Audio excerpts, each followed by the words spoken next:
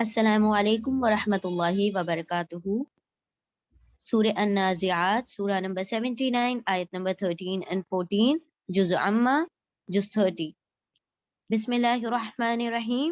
فَإِنَّمَا هِيَ زَجْرَةٌ وَاحِدَةٌ فَإِذَا هُمْ بِالسَّاحِرَةِ.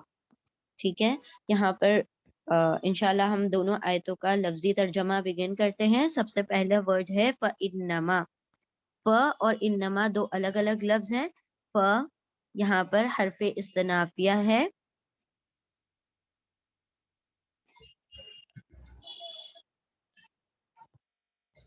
ٹھیک ہے، حرف استنافیہ ریزمپشن پارٹیکل. ہم پہلے بھی اس چیز کو کر چکے ہیں. ریزمپشن پارٹیکل، ٹھیک ہے، مطلب کسی چیز کا ریزیوم ہونا، کسی چیز کا دوبارہ سے شروع ہونا، یا کسی چیز کی سیکوینس یا ترتیب پتہ چلنا. کوئی ایونٹس ہیں اور اس کا ترتیب سے ایک کے بعد آنا، یعنی یہ ہوگا پھر یہ ہوگا پھر یہ ہوگا. تو یہ ف جو ہے پھر کا ترجمہ دے گا. ٹھیک ہے، دس دین دس دین دس، اس طرح سے. تو دین یا پھر کا ترجمہ ہوگا ف پھر دین.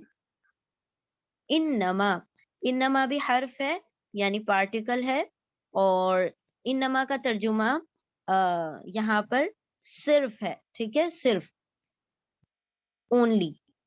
اور کہیں کہیں اس کا ترجمہ انا کی وجہ سے بے شک بھی لیا گیا ہے، لیکن انما ایک پورا انٹیکٹ ورڈ ہے، تو پھر اس کا ترجمہ ہوگا صرف، اونلی. ہیا، وہ. ہیا یہاں پر ڈیٹیچ پروناؤن ہے. ڈیٹیچ پروناؤن یا پرسنل پروناؤن بھی آپ اس کو کہہ سکتے ہیں. ضمیر منفصل. ضمیر منفصل اس لیے اس کو کہا جاتا ہے کیونکہ فاصلے سے لکھا جاتا ہے، کسی سے اٹیچ ہو کر نہیں آتا، جڑ کر نہیں لکھا جاتا. ٹھیک ہے، پرسنل پروناؤن یا پھر آپ اس کو ضمیر منفصل بھی کہہ سکتے ہیں. ہیا کا مطلب ہوگا وہ. اچھا، یہ جو ہیا ہے نا، جاندار بے جان دونوں کے لیے استعمال ہوگا، یعنی کہ کوئی چیز اینیمیٹ ہے ان اینیمیٹ ہے، دونوں کے لیے ہیا ہی استعمال ہوگا. اسی طرح ہوا میل کے لیے اور ہیا فیمیل کے لیے. تو یہاں پر فیمیل کا صیغہ آ رہا ہے ہیا. یا فیمیل ہے، فیمینن پروناؤن ہے. تو فیمینن کیا، کون سی ورڈ ہے یہاں پر، کون سا مؤنث ہے؟ مؤنث یہ ہے. فیمیل یہاں پر یہ ہے، کیا ہے؟ زجرتن. کیسے پتا چلا فیمیل ہے؟ بیکاز آف گولتا. جو بھی اسم گولتا پر اینڈ ہوتے ہیں اکثر، ٹھیک ہے، کوئی ایکسیپشن ہوں گے، لیکن جتنے بھی اسم جو ہوں گے گولتا پر اینڈ ہوں گے وہ فیمیل ہوں گے. ٹھیک ہے، مؤنث ہوں گے. تو یہاں پر بھی زجرتن جو ہے فیمیل ہے، اور واحدہ بھی آگے دیکھیں آ رہا ہے، وہ بھی فیمیل ہے، اور نیچے الساہرہ آ رہا ہے، وہ بھی فیمیل ہے.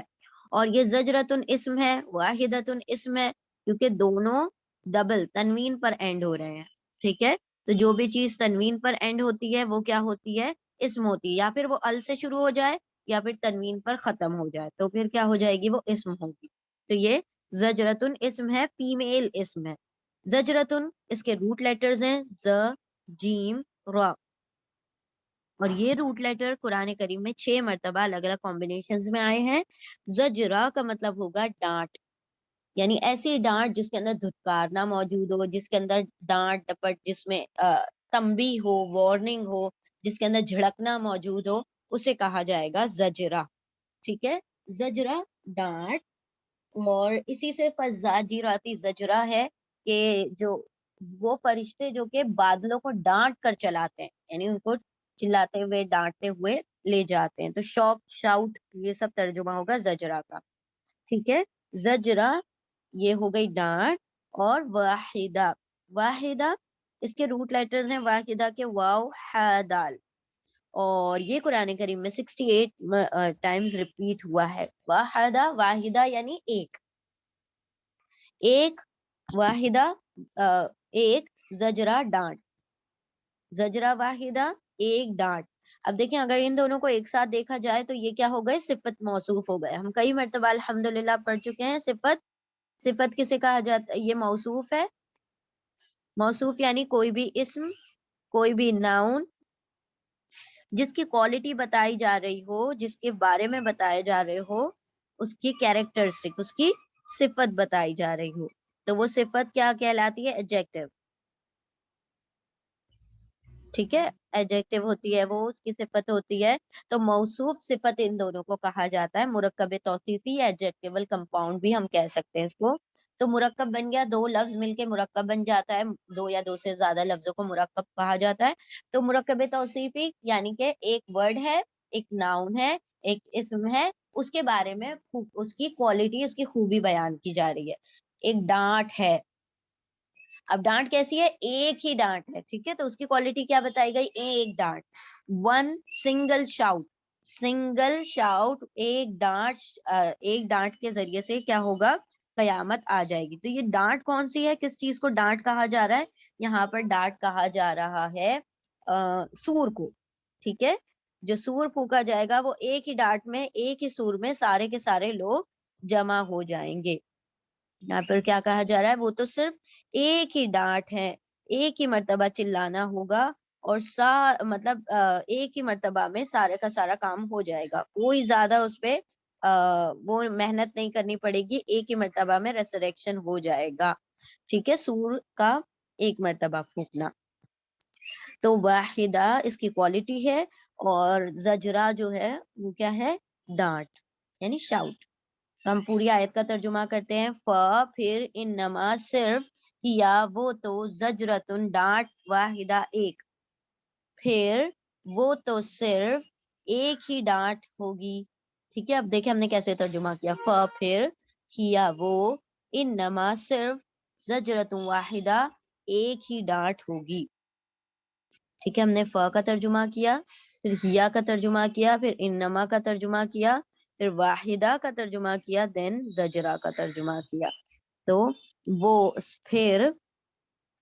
پھر وہ تو صرف ایک ڈانٹ ہوگی. ٹھیک ہے، چلے اب ہم آتے ہیں نیکسٹ آیت کی طرف. فَإِذَا، پھر سے آ گیا، یہ بھی ریزمپشن پارٹیکل ہے جو کہ ابھی ہم نے دیکھا تھا، حرف استنافیہ.